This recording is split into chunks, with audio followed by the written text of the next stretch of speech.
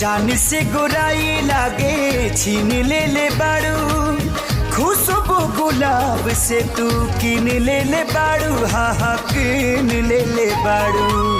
लहर मारे दिल में उतार के, हवा देला चेहरा पहाड़ के, दुपट्टा आसमानी कलर के।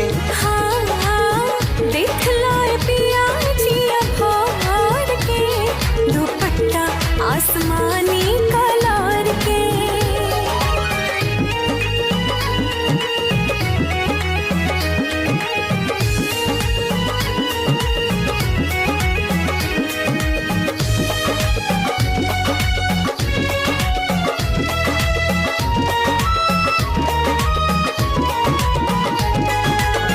ओठ के ललाई तोहार किरण लागे भोर के, फीका करे सूरज के अजोर के। तोहरे रंगने बड़े हमरे राजा, राम जी ब्यूटी बटोर के। ओठ के ललाई तोहार किरण लागे भोर के, फीका करे सूरज के अजोर के। तोहरे रंगने बड़े हमरे राजा, राम जी ब्यूटी बटोर के।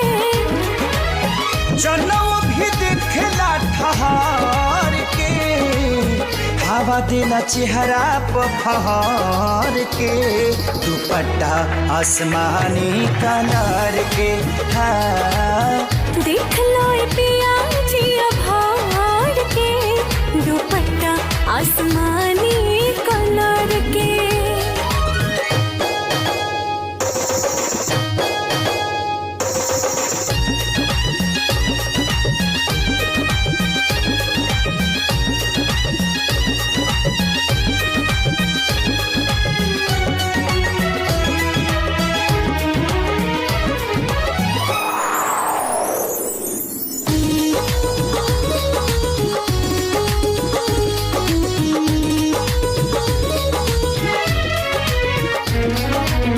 जैसे सुघराई वैसे दिहले सुभाव के, शोभा बढ़ावे पायल पाँव के। लाली बाली बिंदिया तो सगरो सजलवा, देह पिया तोहरे ही नाव के।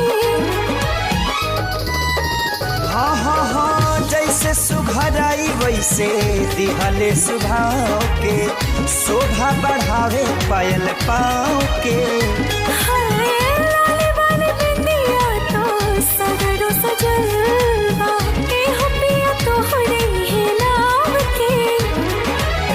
पूरा इनके पात जस पसार के, हवा देला चेहरा पहाड़ के, दुपट्टा आसमानी कलर के। हाँ देख लो पिया